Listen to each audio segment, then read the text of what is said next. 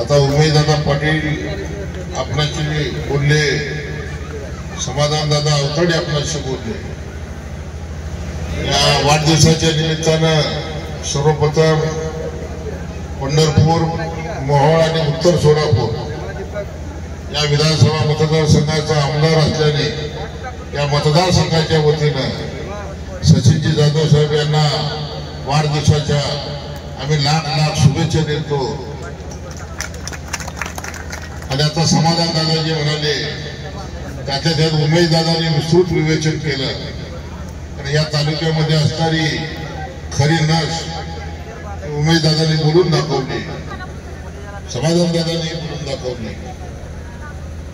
पण मी एवढंच सांगेन, आपला हा सर्व उपस्थित जकराया परिवार, आपल्या मतदारसंघातील सर्व नागरिक बंधू भगिनींना की दादा इकडं कमळाचं काम करावं लागत होतं, जाधव साहेबांना इकडं तुतारीचं काम करावं लागत होतं। माझी तर अडचण चरणराजांना माहिती आहे, पण 34 वर्षानंतर शिवसेनेतून मी तुतारीकडे गेलो।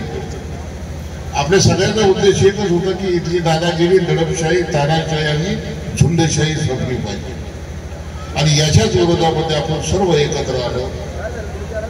कोणी प्रत्यक्ष कोणी अप्रत्यक्ष मदत केली आणि एक काळीकुट्ट कारागीर 23 नोव्हेंबर 2024 मोहोळमधून ती संपवून खऱ्या स्वातंत्र्याची पहाट तुम्हा आम्हाला बघण्यासाठी तो दिवस उजळला।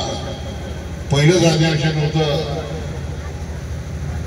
जाधव साहेब कसलीही अडचण नाही, आणि माझी अडचण सभागृहात अशी आहे, समोर 34 वर्ष ज्यांच्या बरोबर होतो ते माझ्या समोर आहेत सगळे माझे नेते, आणि मी विधानसभेला टिकण्यासाठी इकडे आल्यामुळं विरोधी समोर मी बसतोय। त्यांनाही कसं तरी वाटतंय, मलाही कसं तरी वाटतंय, पण तो तालुक्याची ती गरज होती। पण एवढं मात्र नक्की सांगतो दादा, मी पूर्ण शिंदे साहेब बघतायत, फडणवीस साहेब बघतायत, भरत गोगावले बघतायत, म्हणजे कित्येक मित्र मंत्री झाले, कॅबिनेट मंत्री झाले, प्रकाश कितीतरी असं ज्यांनी काल शपथ म्हणून त्यांची खात्री डिक्लेअर केली। फक्त एवढंच म्हणलं की बाबा आमच्या तालुक्याची परिस्थिती वेगळी होती आणि ही झुंडशाही संपवण्यासाठी आम्ही सर्व पक्षाची लोक एकत्र आलो आणि आज खऱ्या अर्थानं मोहोळ तालुका स्वतंत्र झाला। पण दादा आपल्याला विकासाचा डोंगर उभा करायचा आहे, लोकांची अपेक्षा खूप आहे। मी रात्री नागपूरवर नाही त्याला तोच विचार करत होतो, गोगावलेला खातं डिक्लेअर झाल्यावर मी सांगितलं की 4 पाट्या म्हणून इथं टाकत नव्हते, आता इथल्या गटातून मतदान पडलं नाही, अशी निजामी प्रजांची वृत्ती या मतदारसंघामध्ये होती। अशा आजारपणाकडे काल दादा सरकारचं लक्ष वेधण्याचं काम केलं, पायरीवर उठलोच नाही, सगळे बघत होते। आता काल खाती संध्याकाळी डिक्लेअर झालेली आहे आणि नशिबाने योगेश कदम यांच्याकडे महसूल राज्यमंत्री पद आले, सगळं काय आपलं आहे आणि निश्चितपणानं खात्री की बाबासाहेबांच्या संविधानाच्या आड जो मी कोणी येईल त्याला सरळ करून आपल्याला विकास करावा लागेल।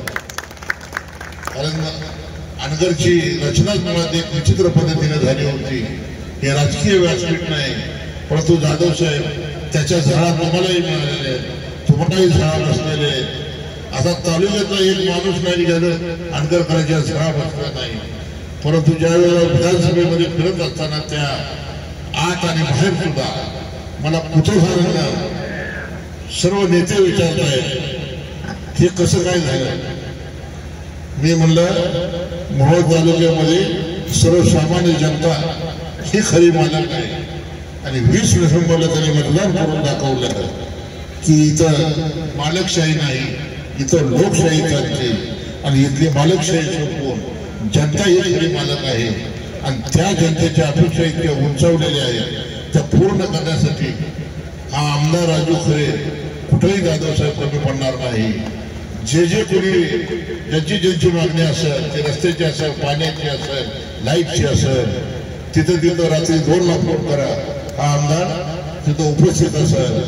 आणि जाधव साहेब या वाढदिवसाच्या निमित्ताने एवढं सांगतो, ज्या वेळेला मी प्रचाराला येत होतो त्यावेळी केवळ आपला कारखाना जिथं आहे म्हणून रस्त्याची अशी भयानक परिस्थिती मी पाहिली. आणि मी एवढंच या वाढदिवसाच्या निमित्ताने तुम्हाला सांगतो, नव्या उद्योगाला तर आम्ही दिवस रात्र तुमच्या बरोबर आहे, काळजी करण्याचं कारण नाही.